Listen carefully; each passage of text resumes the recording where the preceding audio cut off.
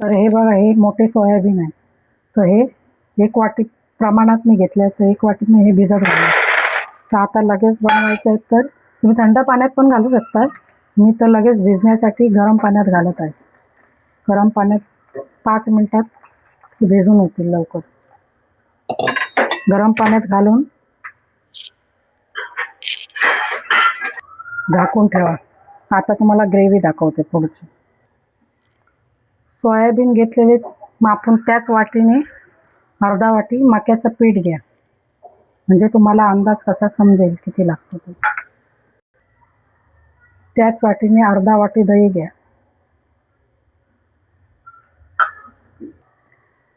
1 चमचा अद्रक लसूण पेस्ट. 1 चमचा शेजवान चटणी. 1 चमचा सोया सॉस. 1 चमचा लाल तिखट मसाला घ्या कलरसाठी. थोडीशी हळद, धना पावडर आणि हा आपला गोडा मसाला म्हणजे गरम मसाला. मीठ.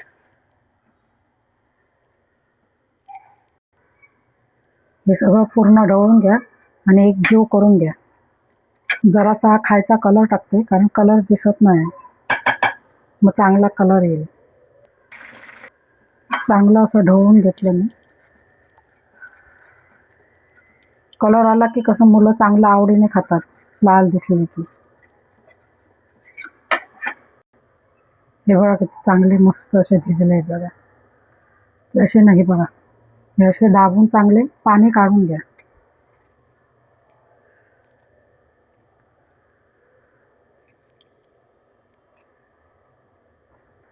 हे बघा, हे सगळे असे चांगले पिळून घेतले. 1 वाटीचे किती बघा, भरपूर होतात. हे सगळे सोयाबीन भिजलेल्या ग्रेव्हीमध्ये टाकून घ्या.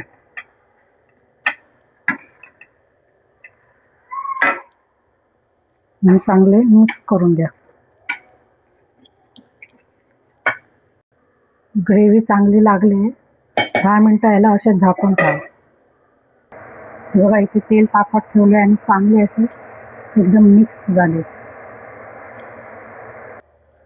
तेल तापलंय, ते एक एक असे सोडून घ्या.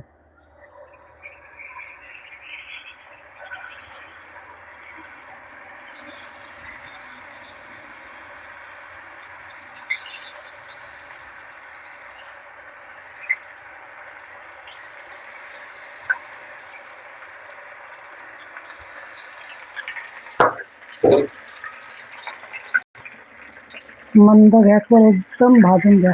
गॅस एकदम स्लो ठेवा. बघा, असे लालसर एकदम क्रिस्पी क्रिस्पी झाले. एकमेकांना चिकटले पण नाही, मस्त. आता हे भाजलेले आहेत, हे काढून घ्या.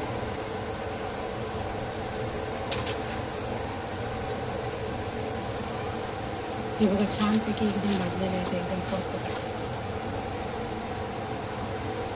मस्त क्रिस्पी क्रिस्पी. बघा, क्रिस्पी झाले, छान मस्त असं क्रिस्पी झालेलं आहे. तुम्ही शेजवान चटणी बरोबर खाऊ शकता.